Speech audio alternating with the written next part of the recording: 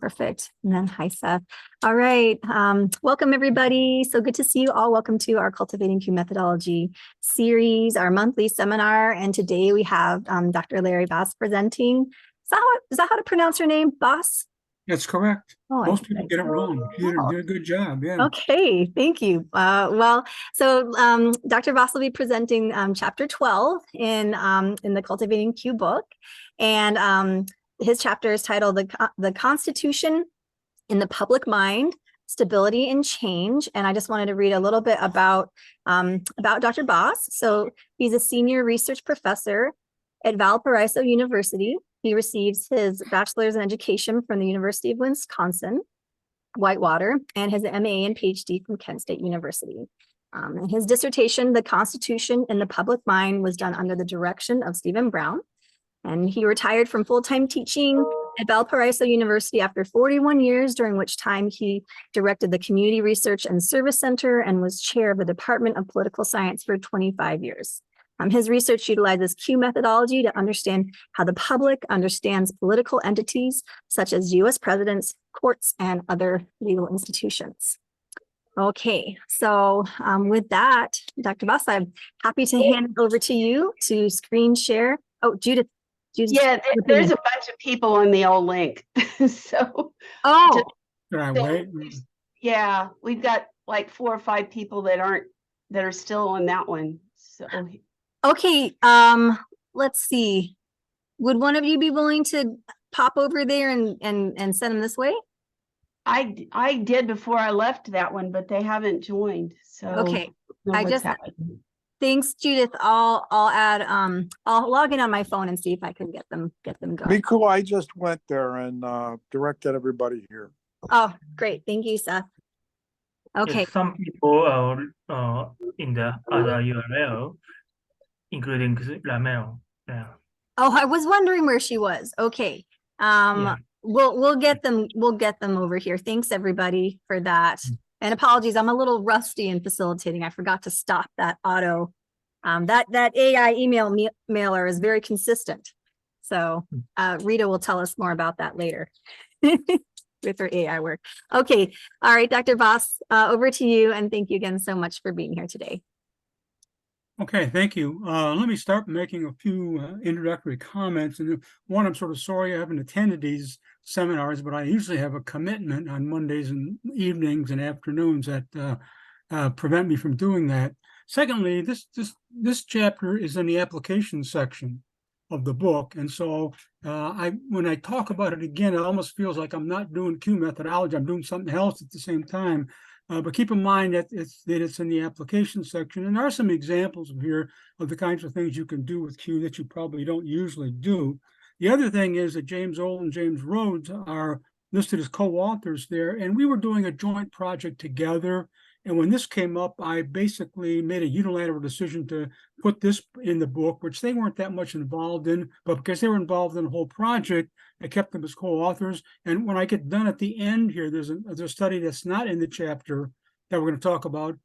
They're the ones responsible for that. So if you have any complaints about the first part, it's me, okay? And if you have any complaints about the second part, it's Old and the James brothers there, basically, okay?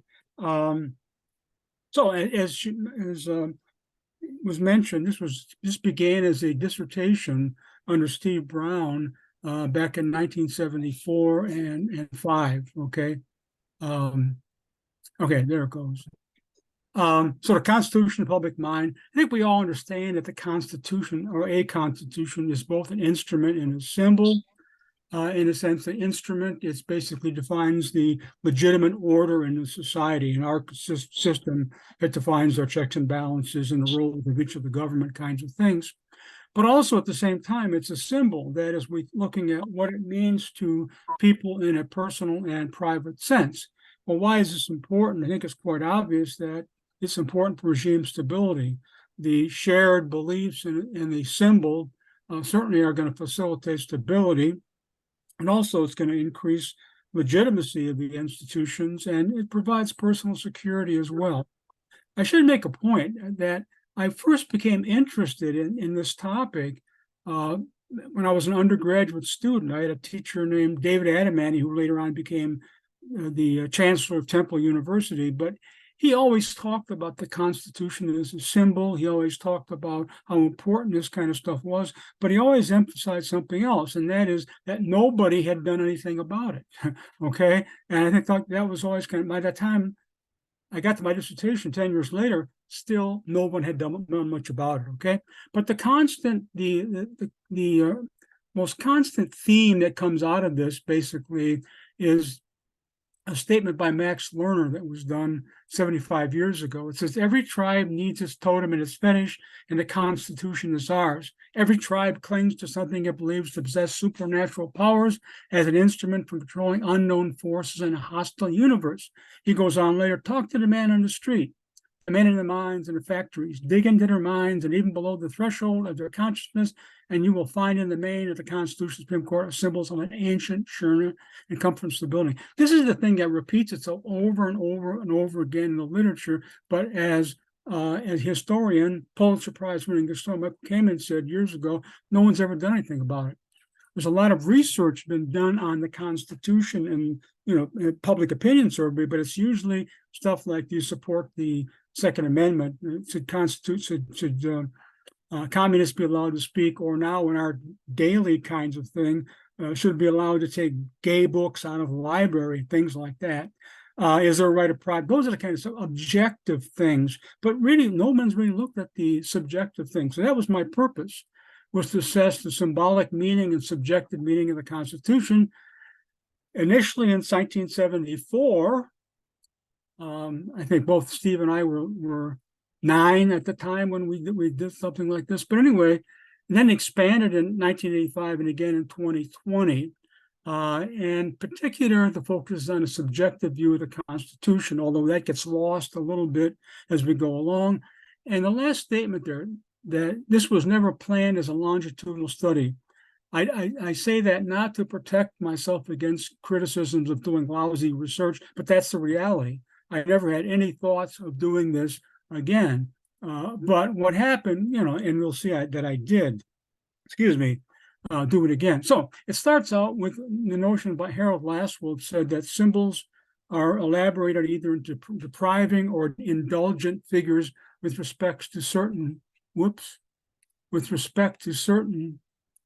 okay, there it is, respect to certain values, welfare and deference.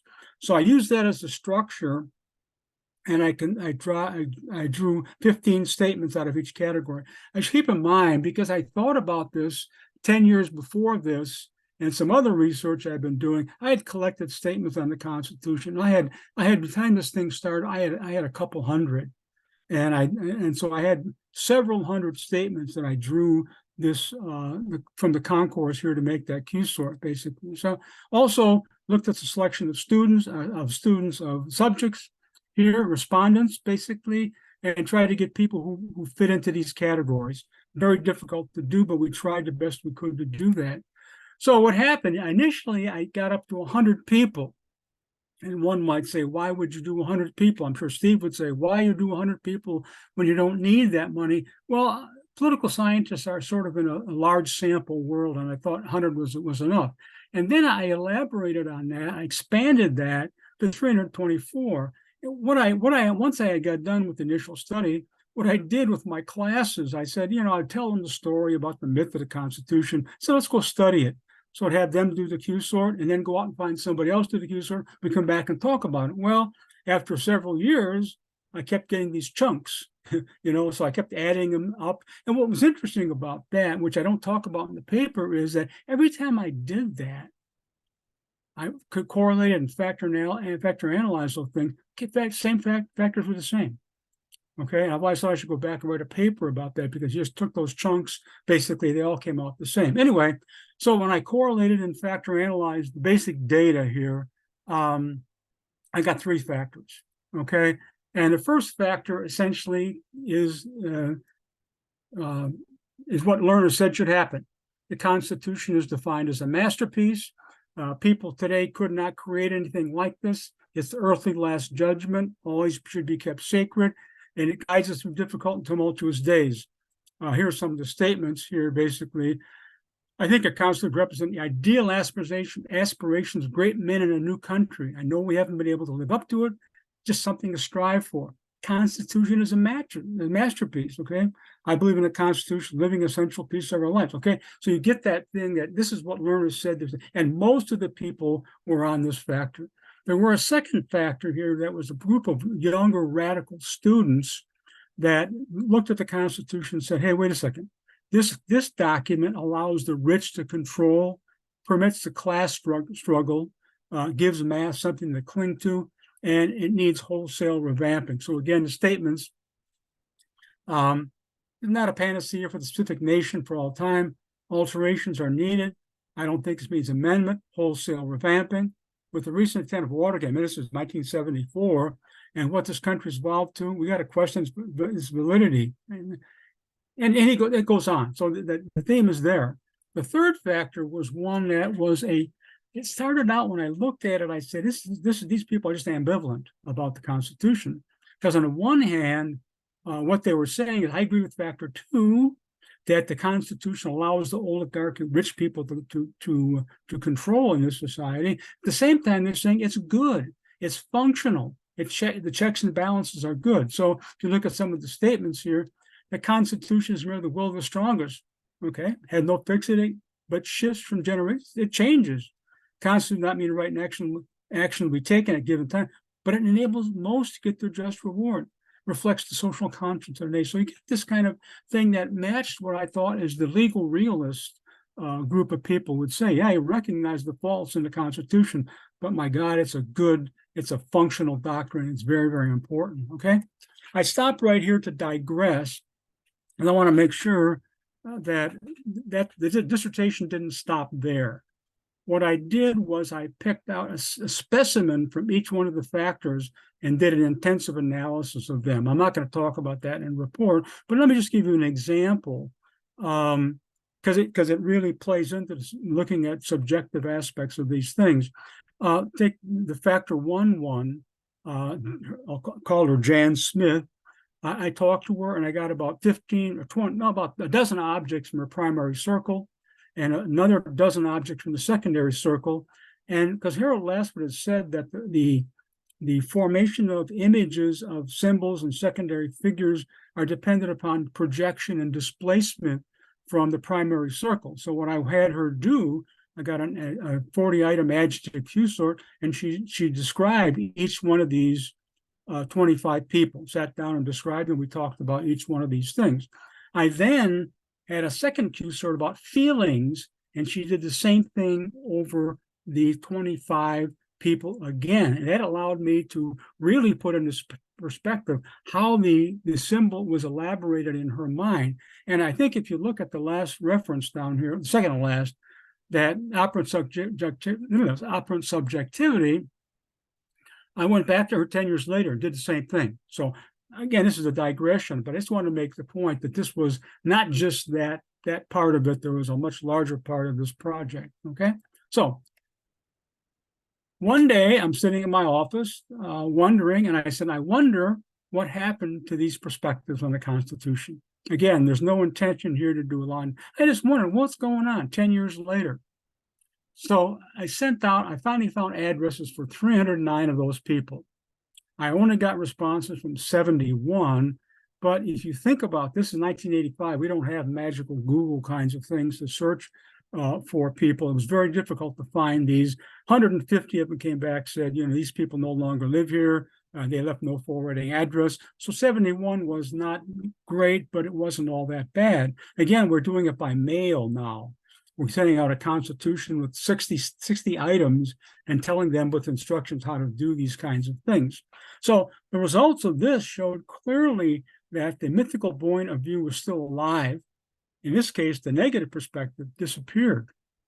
What I did then with this part of the study was I did analysis of the factor scores. Responses from study 2 were correlated, factor analyzed separately, and then factor scores from study 1 were correlated with the factor scores from study 2 to see how study 2 related to study 1. And what you get here, after I push people around here, is this. little table that says, here's study 2 factor 1, study 1 factor 1, and what do you got? Correlation. So we're pretty assured that those two factors are pretty much alike. You can also see factor 2 in study 2. The negative part is not there, like factor 2, and it becomes something else. Okay, it actually becomes a variant of factor 1, the mythical kind of view. So, but again, this demonstrates that that perspective on the mythical view of the Constitution continues to exist. But also, if you look at those 71 responses, 56 of them were originally on factor 1. Okay, 53 of them were on factor 1 at time 2. Okay, and that's 95% of those. Again, indicating this, at least those people who adopted the dominant narrative were very consistent across time. From this perspective, along with the correlations, the mythical view of the Constitution seems to continue to exist. If you interpret the factors, and I won't go into detail here, factor 1 was the same as the study factor, and factor 1 here was the same as it was the factor in study 1. Get factors and studies mixed up here. I'm thinking I've been talking about this stuff for 40 years, so to me it's mundane and interesting. Anyway, factor 2, study 2, again, you saw from the correlations, the very negative perspective goes away, and it's a variation of factor 1, a healthy view of the Constitution, but not like factor 1. Factor 3 becomes the same like factor 3 it was in study 1, but a little bit more cynical and negative. Okay. For one more look at this, I took the individual Q sorts from study 1 and correlated them with individual Q sorts from study 2. Okay. And what I did is you find the mean correlation overall was 0.05. The mean correlation of those on factor 1 in study 1 was 0.61.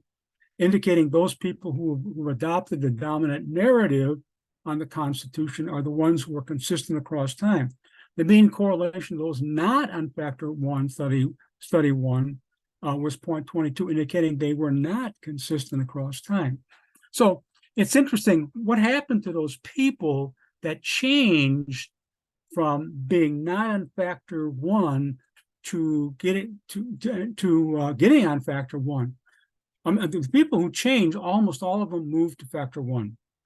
Okay, but what we find is that research indicates that this was not an unusual pattern. What these people were 10 years later, these people had become established, had become part of the no longer students, been part of society, and adopted the dominant beliefs and things like that. But what was interesting about this group was that they were also still loaded on factor 2. They were mostly significantly loaded on factor 1, but they also had significant loadings on 2, indicating that they brought with them some of the residue from the negative things. And studies that have been done on radicals, M. Kent Jennings in particular pointed out that this is what happened, that those people who adopted the dominant views did, but they were a little bit different in that situation. Okay, so to this point, I think we can say that there's a lot of consistency of the factor 1 perspective, less consistent of those on a dominant factor. Change that occurred was change in the direction of the dominant factor. Some change was not complete. They had the residues from the past and almost complete disappearance. Okay, so then I wondered years later, this gets to be about 30 years later, whatever it is, 35 years later, almost 40 years later, I wondered what happened to those people, okay? And again, there was no intention of doing this as a longitudinal study, but I was interested in what happens to these things over time. Now, just think about this. The youngest person, the youngest person in the study is now 64, okay? The average age of those persons from the first study is 83. What I did was I took a Constitution Q sort, 60 items, and went to somebody who was 85, and I asked them to do the Q sort, and they really struggled with it and couldn't do it. Another one I went to struggled with it, and it just wasn't going to work. So I decided to reduce the Q sort down a bit. So what I did is I went back to the original framework, the last Wellian framework of deference and welfare values, indulgent and depriving figures, where I'd taken 15 out of those cells. I now took basically from that number, I took out 6, which gave me a 24 item Q sort. The only thing I had to change word-wise was I changed Watergate to impeachment, because obviously, but that was the only word I had to change and stuff like that too. And this was done between the impeachment and the pandemic. Okay, and so what I got was I only got 17 responses. When I looked at that, I was very discouraged, and I said, yeah, it's not worth pursuing. But a couple of people suggest, well, you got 17 people across 45 years. It's worth looking at these people more closely. So I did. That's what I did. So the average age of these people are 17, and they were all former students. And the reason for that is those were people I could get addresses for. I went to the Alumni Society, and I got my addresses for those people. Okay. The rest of the addresses turn out to be, not very good. So it turned out to be a group of former students, basically. So what I did was the same thing I had done on the other data. Okay. A regular Q analysis. I compared the factor scores, et cetera, et cetera, et cetera. But I'll do it. So I correlated factor score. Okay. Factored all the factors for study 3 and basically correlated the factor scores. And what you get here again is it's not as high as it was before, but factor 1, study 1, factor 1, study 3 correlated 0.79, indicating they are pretty much the same thing. We find here that factor 2, study 1, and factor 2, study 3, there's a little bit of that factor coming back. And then over here, factor 3, a little bit comes back. But the main thing I was concerned about was the fact that we're seeing some consistency in the factors that were, so the factor scores from the factor 1. Okay. You can also look at this differently by saying, how consistent are these people across time? So I correlated individual Q sorts. All participants from study 1 to 3 were 0.36.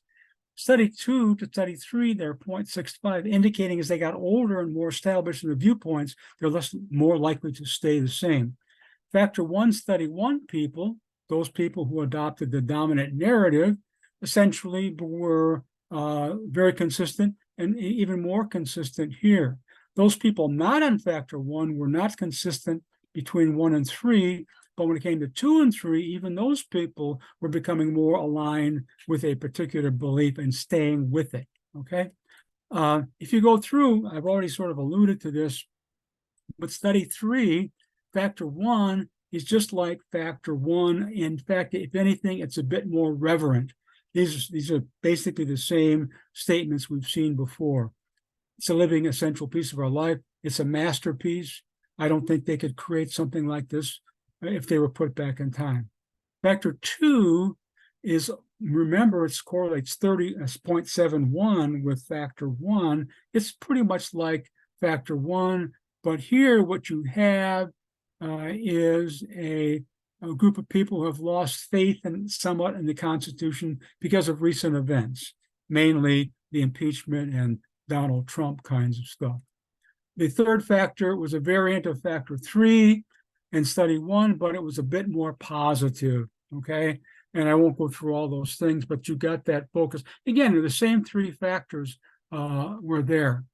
What I did then was I said, let's factor all the Q sorts together, in the sense that I received responses from 17 people.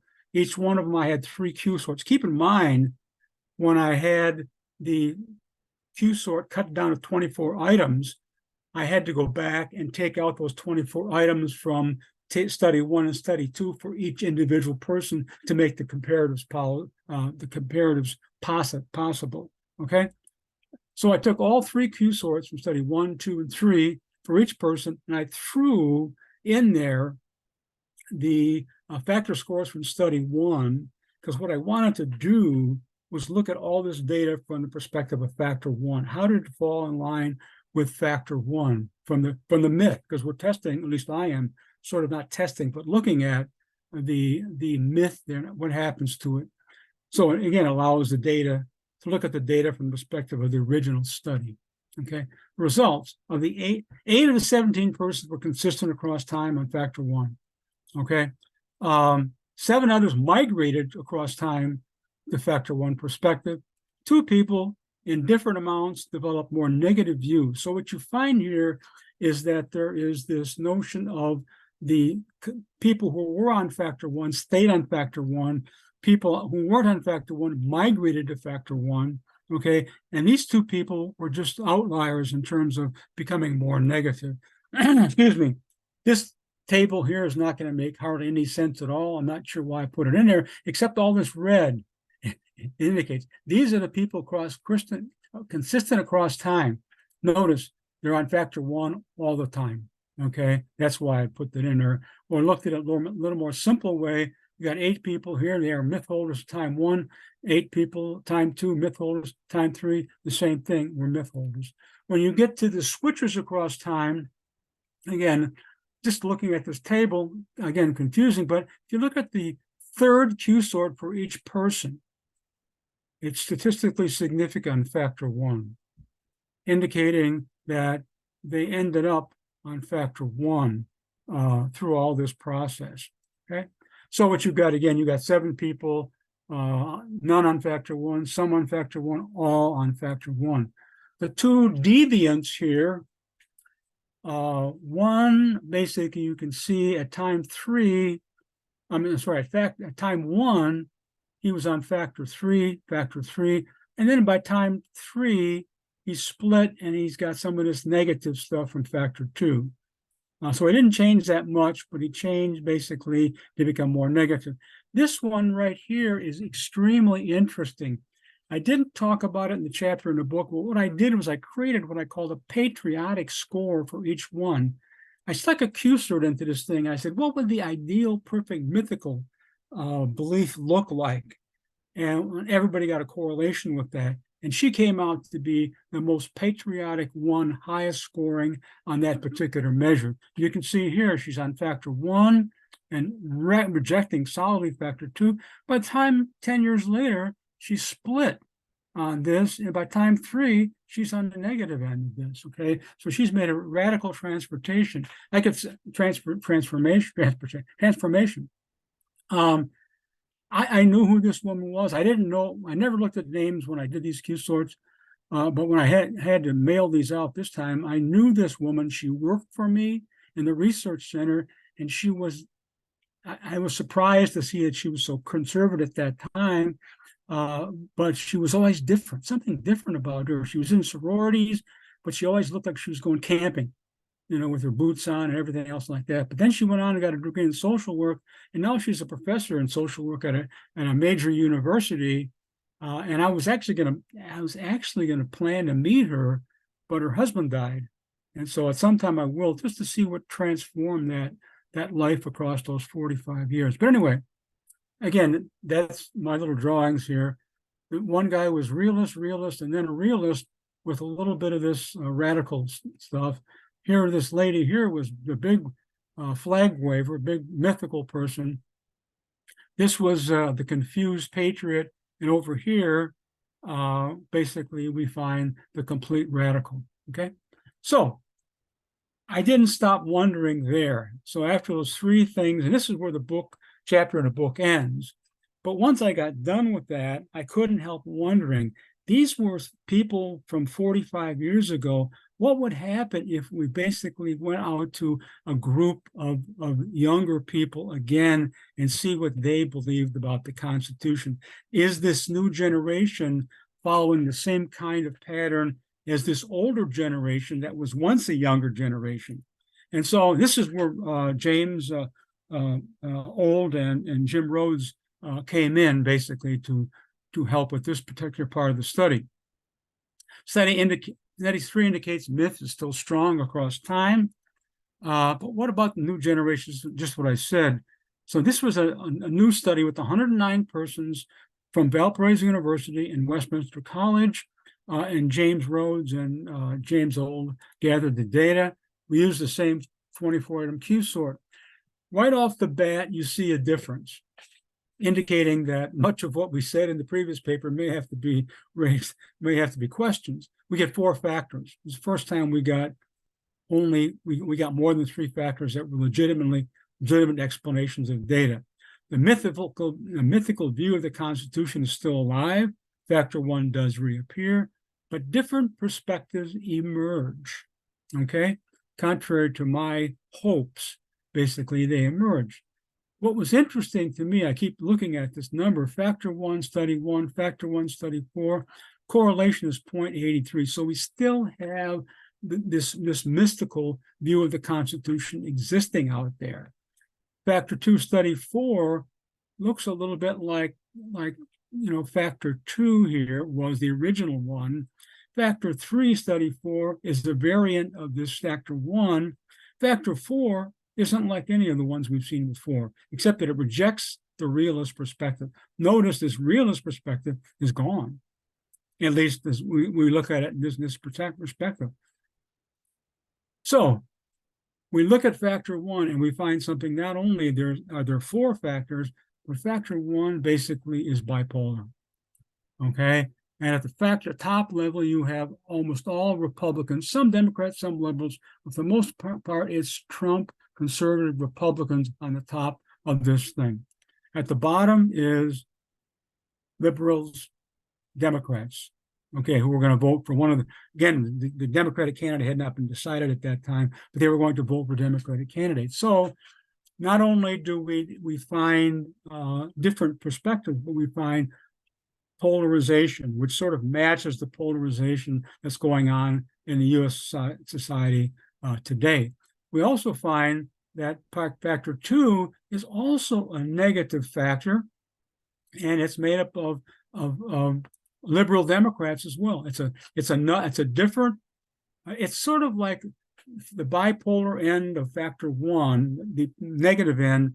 These are the progressives in the Democratic Party. These are the moderates. Okay, they're still negative on the Constitution, but not as negative as the people at the other end. Okay, but here you're seeing a partisan shift, and we didn't in all the studies before, we did not see that. Okay, there was not a really partisan bias that ever came up, but it did.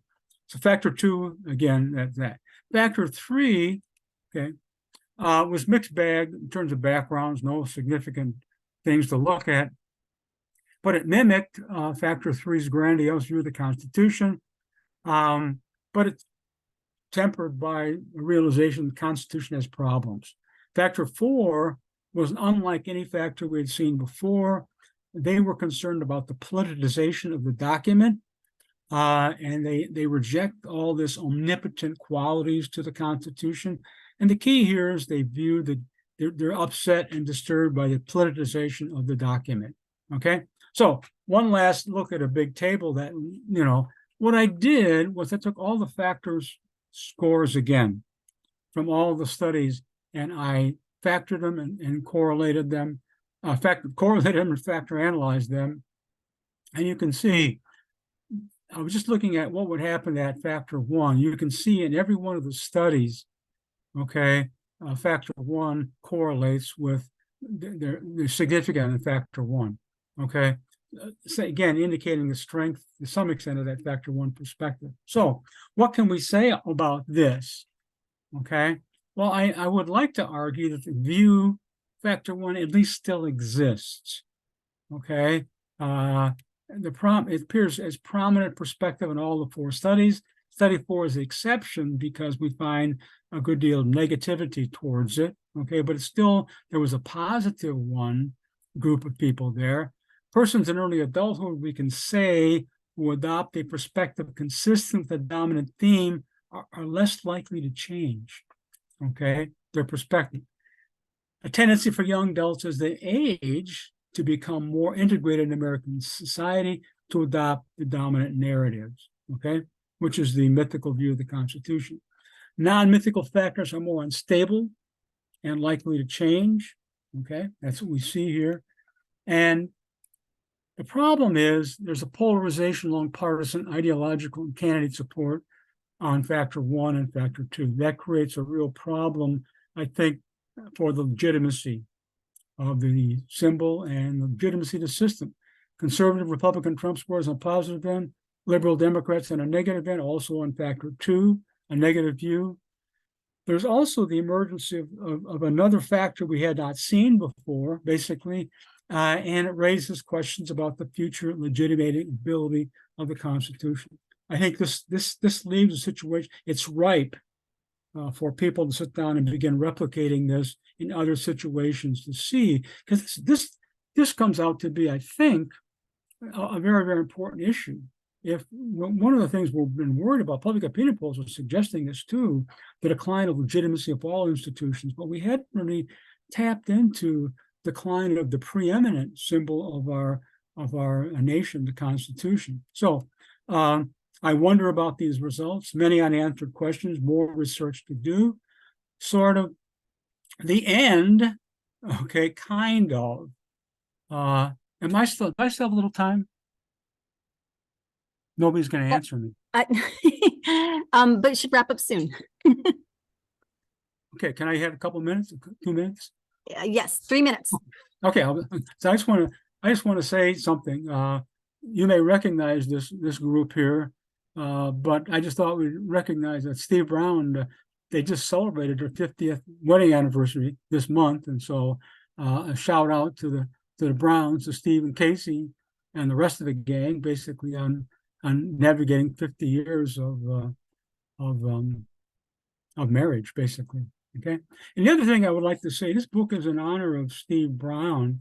And I think most of you know Steve as an expert on Q methodology, but I think the introductory comments in the book, particularly by Dan Thomas and Jim Rhoads, point out there's another side to Steve that deserves mention and recognition, I think. Steve is a kind, generous, and caring person who has regularly helped persons, as Dan Thomas points out, who needed help. In my case, when I was having some difficulties and needed help, I needed housing, Steve opened the door and we became roommates. And I think Steve had no idea it was going to last a couple of years, but it did, basically. And so for me, this is a book in honoring Steve for what he's done, but also Steve has been, to me, an advisor, a colleague, a friend, and a mentor, and a model for me to follow. And I am forever thankful for all of his help. So thank you for letting me get the last comments in. So this time I'm done. Oh my goodness. Thank you so much, Larry. Let's see, we'll have you take the screen share off. Perfect. Okay. And then I'm going to take spotlight off you so everyone can see each other again. Yeah. And how about just, oh, my video's off. And how about just a round of applause? That was just an amazing presentation, amazing work. And thank you also for your wonderful comments for Dr. Brown, and also just bringing forth the spirit of why the book was written as well. So thank you. Thank you. So we, and very happy that everyone made it in here into the right room. Apologies about the confusion with the other link. As I had shared in the beginning, we will do a soft close right on the hour for folks that do need to leave. But Larry will be available after, so we'll probably go about 10-15 minutes after. So we'll still have plenty of time for questions. So at this point, we'd love to invite comments, reflections, questions. You can unmute and jump in. You can use raise your hand or put it in emoji or type it into the chat. And it's a small group here, so I'll just open up the floor for whoever would like to jump in and share.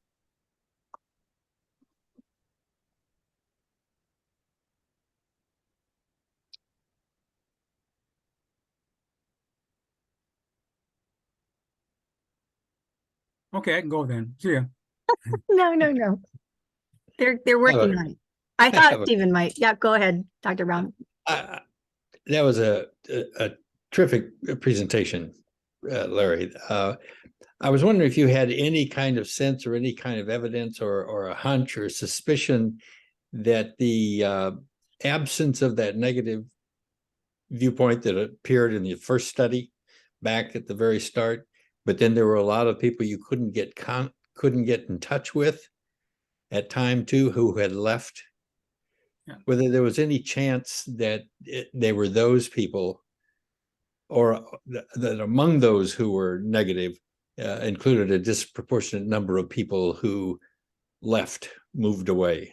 Yeah, well, not only that, but I think the dominant people are the people who are integrated into the community, the flag wavers, and those are the ones that responded. I mean, you can see 56 out of 71 were those people, and those old radical people basically are the ones who probably, I don't know if they could say they moved away, but were much less integrated into the community.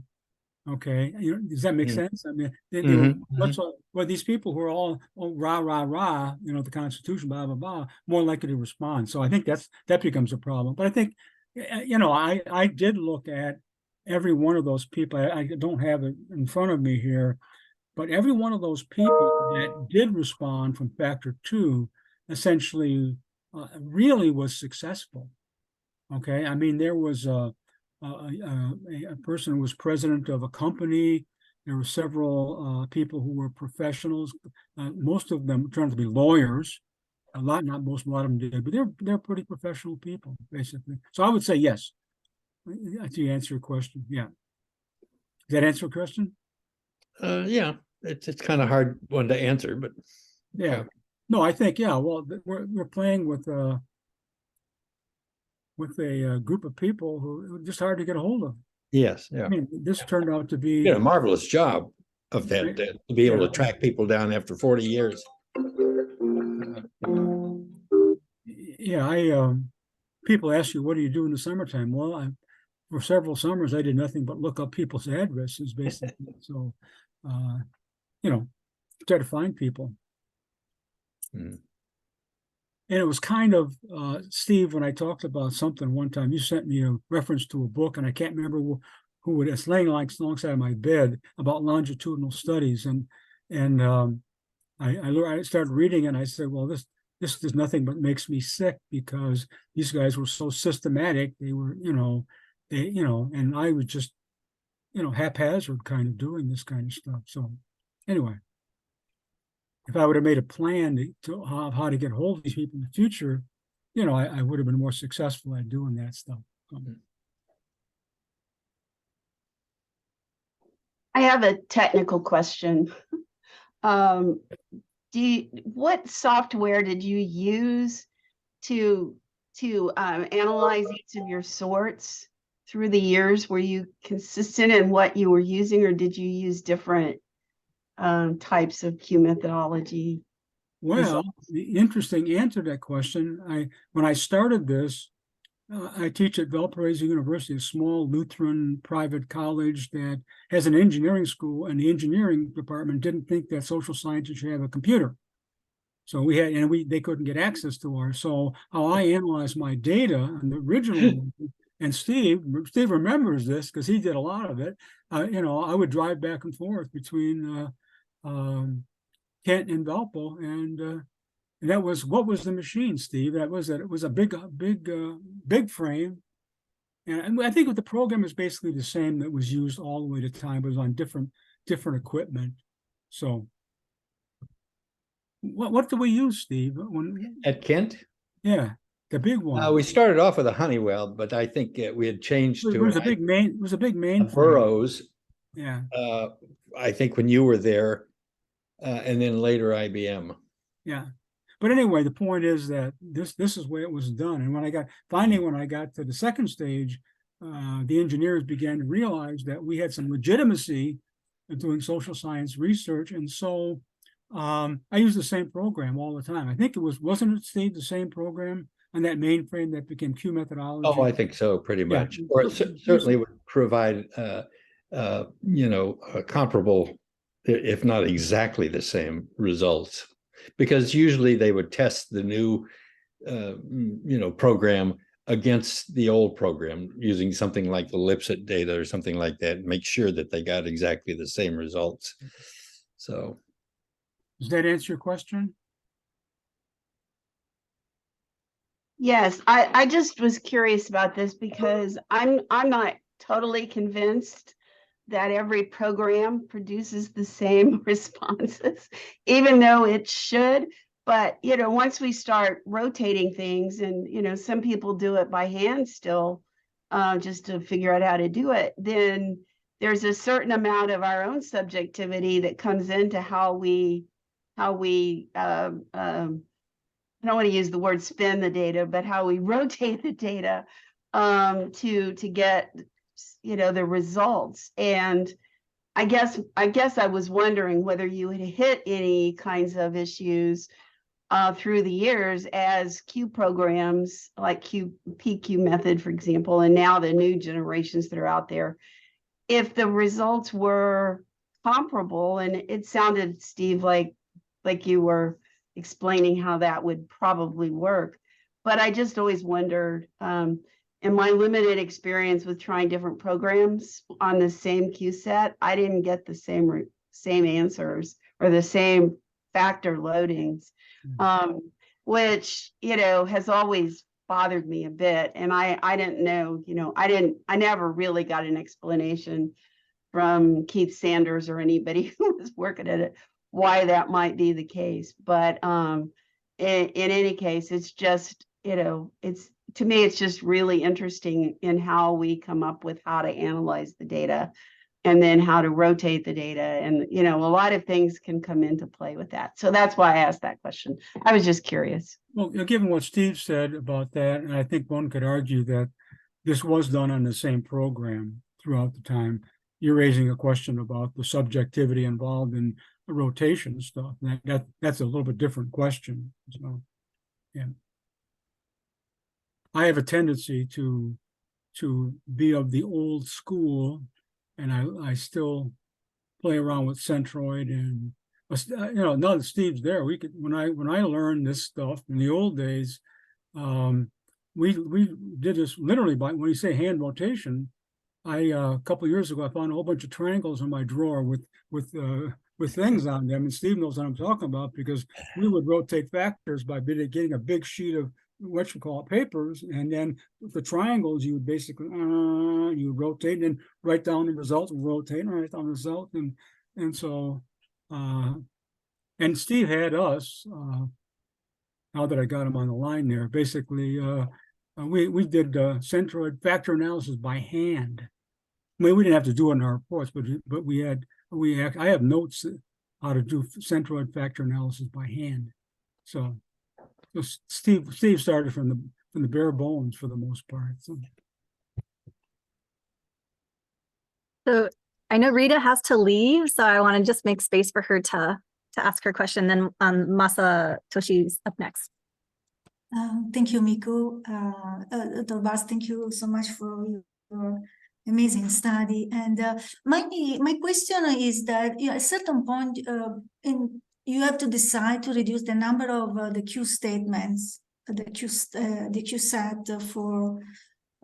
First of all, I would like to ask you what made you think to reduce the number of statements. Maybe you said, but I missed this passage. But above all, how you decide which statements to remove from the original set. When I did the second 24-item one, well, you know, if I had to do it over again, I would do it different. I would take more statements, basically. What I did was I took the 60 Q sorts, so the Q statements we had, and I laid them all out, and I looked at all the factors, and I took the ones that gave us the widest variety within that particular cell, and I made sure that those that got 0.5, +5 and +4 and -4 were represented in there on that particular factor. Okay, so it was a matter of judgment. Okay, but that's what I did. I took the ones that were gave the biggest variety within that particular cell, that people could actually describe what they wanted. Does that make sense? Yeah, you know, when I'm interpreting the factors, boy, I wish I would have stuck many statements in there. But again, doing this by mail, and when you've got an average population of the ages, what was 66 or whatever. No, the respondents were, the average age of the people were 83 or something. Forget what the number was, but you're dealing with a real problem. How do you do that by mail in that situation? Thank you so much. I probably should have looked more carefully at some of these online programs, but that might have interfered with the Sylvester problem, which changing from one of these things to another kind of stuff like that too. But it's judgment, and again, I lived with these statements for years. I mean, in the sense that I started thinking about this when I was a freshman in college. Not the statements, but the whole idea. So I knew pretty much what was out there. I was really, when you talk about developing a concourse, I think I did about as good a job as you could do, because redundancy set in, and it was just a matter of the colorfulness of the statements that made a difference. So Thank you so much, Dr. that's Baas. more than you asked for. So yeah. Thank you. Okay, we've got Masatoshi's got a question in the chat, and so he always asks great questions, Masa.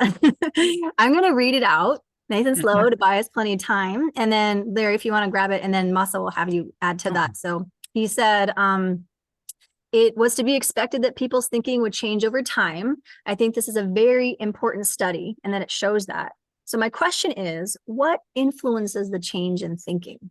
What I'm interested in is, for example, in institutional theory, there is a historiographical institutional theory. And what is the point of change? It's called the critical juncture. So in this case, I think if we investigate a little bit deeper, we can find out what that is. If the same people are being asked to sort the Q sort, it would be possible to find out who gave which answers. So by asking further questions in the interview survey, the shifting factors in thinking could be clarified to some extent in the interview survey. It's a very important point of view on what constitutes the turnover factor. So that's the question. And Masatoshi, if you want to add to that, hand it to you, and then Especially nothing to add, but my background is public administration and institutionalism. In terms of the institutionalism, the critical juncture, why people change the mind, or why the institute its change is the important issue for in terms of the institutionalism, especially historical institutionalism. So if you interview to some kind of people who change their thinking, and why and when they change their they turn over the thinking to other factors. I think it's very interesting because it may find some kind of the reason why they change the mind, and it can be the element of some kind of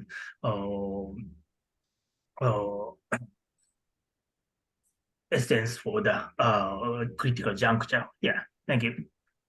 Well, my first response to that question, I should have talked to you before I did the second and third wave. Okay, that would be, and then I would have basically added different questions to these people, because again, I think I'm not using that as an excuse for not doing stuff like that, but it was never planned to be a longitudinal study, and the plan was just to say, does this exist?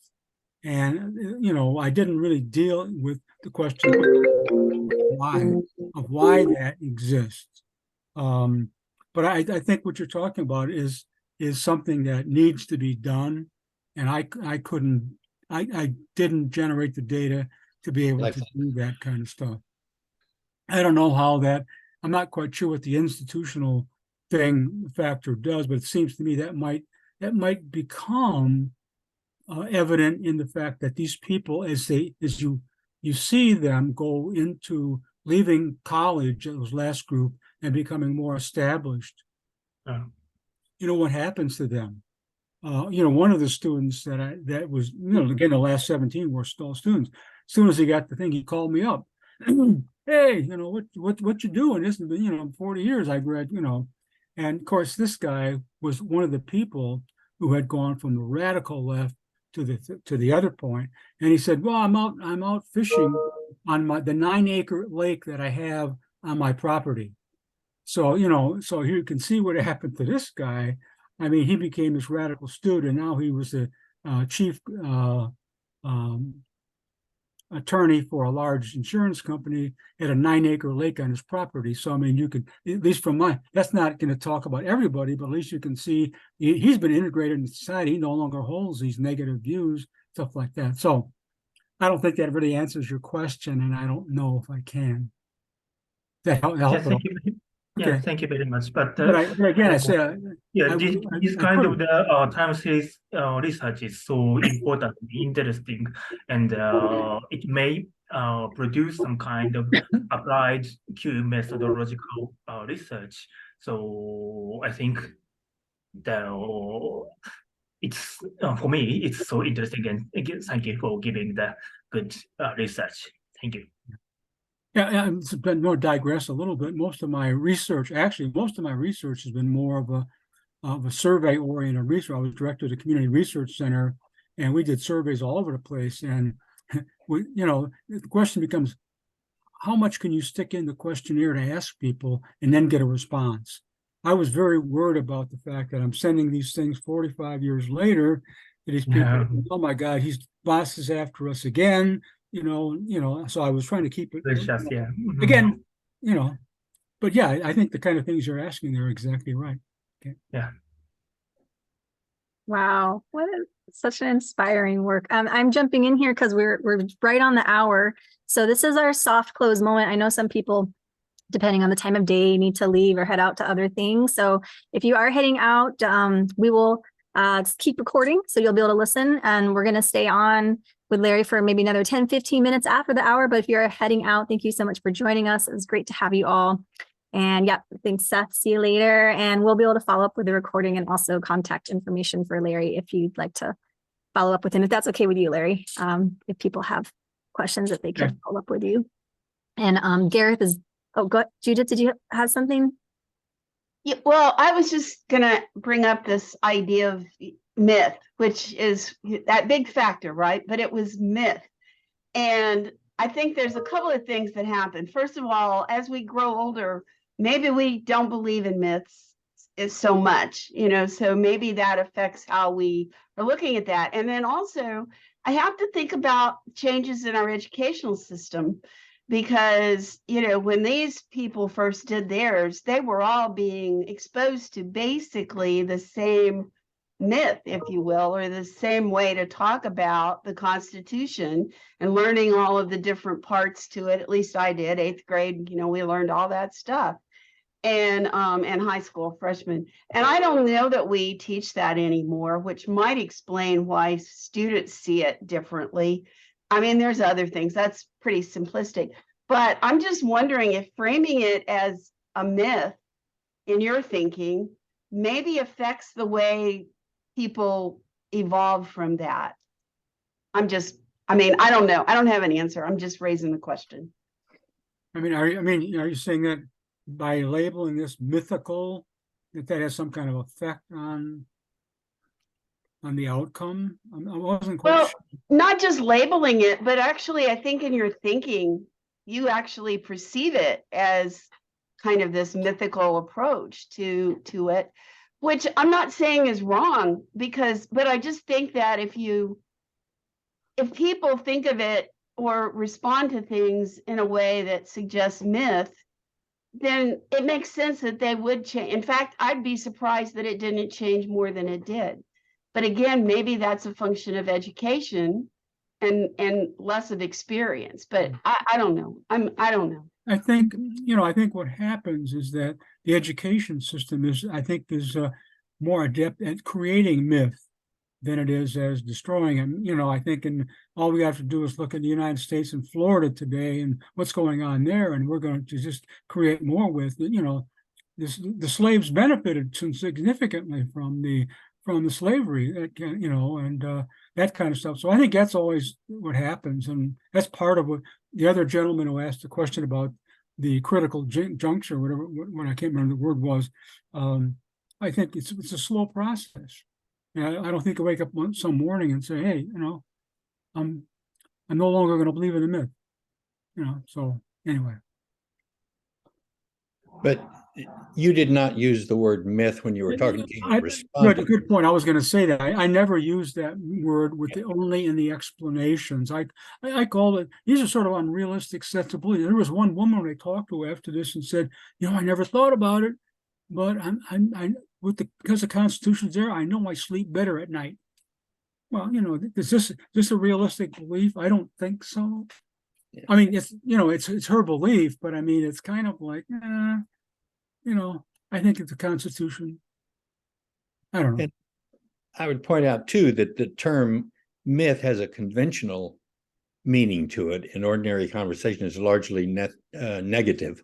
That's just a myth. But in social science, myth is a technical term. Right.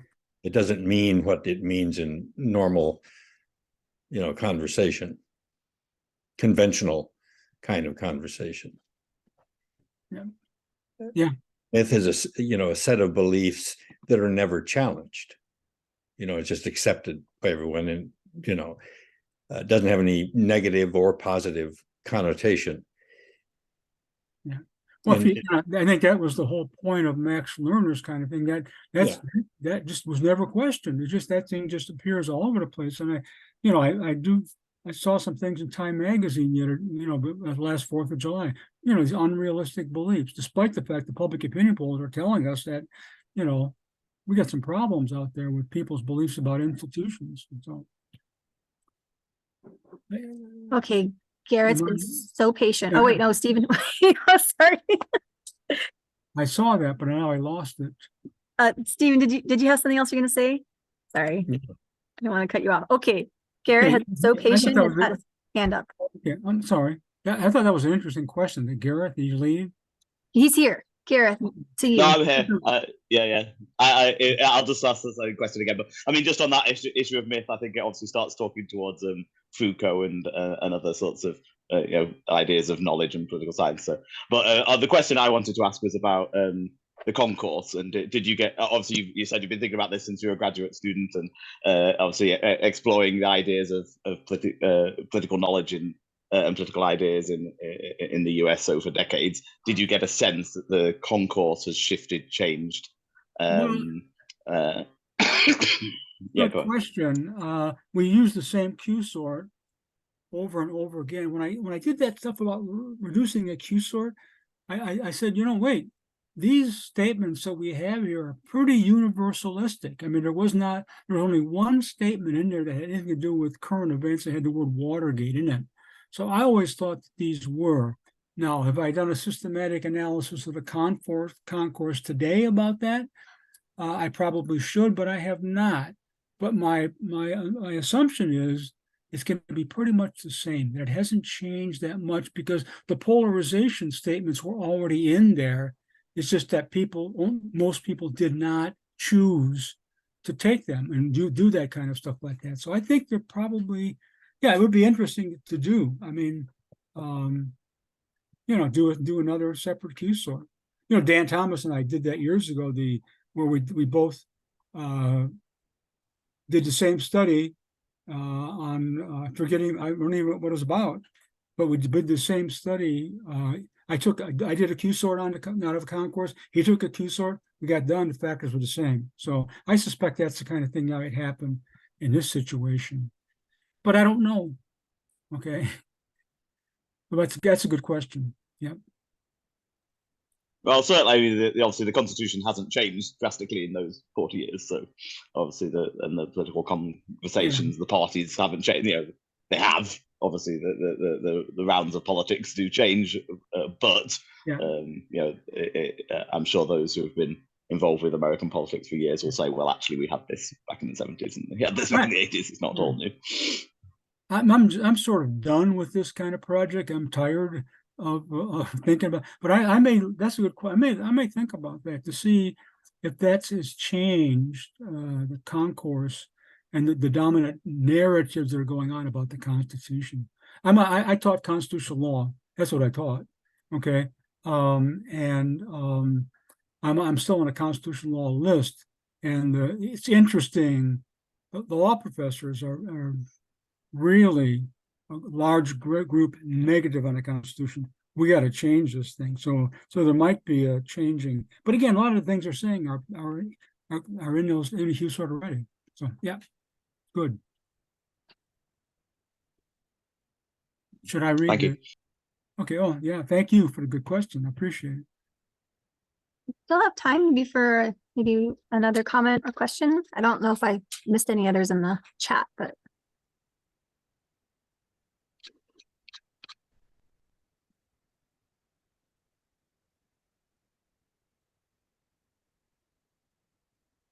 I think Amanda Wolf's comment on the thing that Q-sort does enable people to say, well, how did you believe 20 years ago? That might be, I'm finding it harder to get people to even do one Q-sort, let alone, the two women that I did the intensive analysis with, I went back to them for a third time. They said, absolutely not.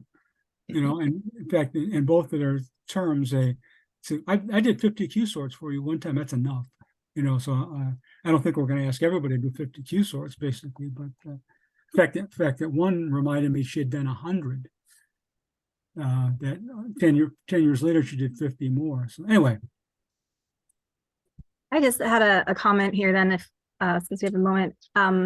As Renata and Seth and I are gearing up to spend some time with the Study of Us project we've been working on for some time, which is just examining the nature of subjectivity. I actually haven't spent much time in the literature looking at longitudinal research and for Q specifically, right? Neither have I. Well, yeah. Well, I mean, your work here, a little bit to Judith's point about myth. I'm just thinking, so my field's more the environmental field. And so I'm so intrigued or interested in concepts of or how people's perspectives on sustainability and climate change and resilience, right? How these things are shifting over time. But those are things that are, it's information, it's perspectives that are related to topics that are emergent, right? But it seems like your work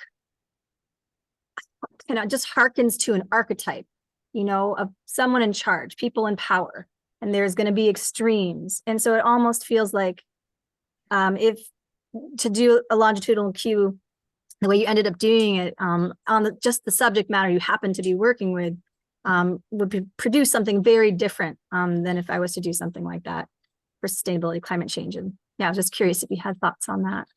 Yeah. Well, I think you had a distinct disadvantage because I think, like I answered to Gareth's question, I think there's a lot of stability in the concourse that I was dealing with. But when you're talking about current issues and in my view on climate change, that's a dynamic thing, and I'm not quite sure. I guess you'd have to try to find some items that are going to be globally consistent across time, and I don't, and then that basically affects what people are actually believing about stuff at some time. Yeah, I don't know. That's a difficult one, basically. I would.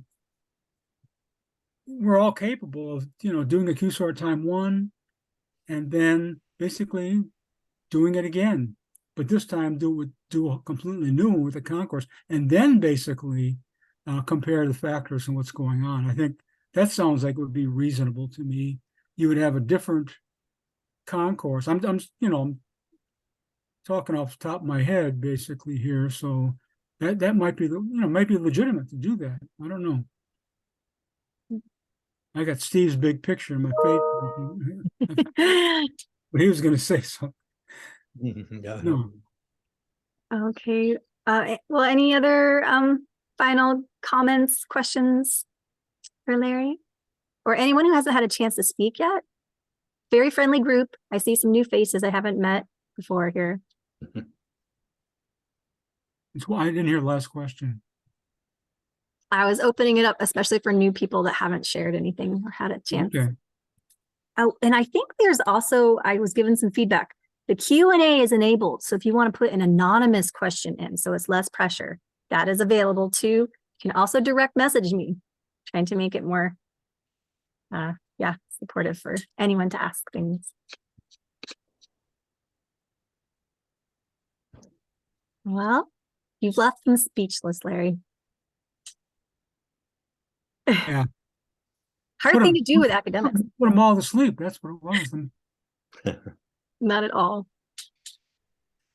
All right. Well, then we'll follow up with the recording, and Larry, if it's okay, I'll send your contact information so people can ask you questions directly. And again, thank you so much for a very, very interesting presentation and such interesting work, and give me a lot to think about. well, thank you. It was fun. All right, and little round of applause here. I like to see the hands clapping or a little emoji. Nice job, everybody. All right. Thanks, everybody. Take care, and we'll see you all again. Okay. Thanks, Miku. Thanks, Stephen. Thanks, Larry. Thanks, Thank you. everybody. Thanks, Larry. Hi, Vivian. Thanks, everyone. Bye, everybody. So I'm gonna leave too. All right. Okay. Yep. Thanks, Larry. Yeah, and I'll follow up with you with the recording and such too. You're gonna what now? I'll send you the recording. Oh, send me a recording. Okay. Okay. Good. Oh, and can Okay. you send me your PowerPoint slides? Can I do that? Yeah. Then I could send those out to the participants so they could Okay. spend more time with them. Okay.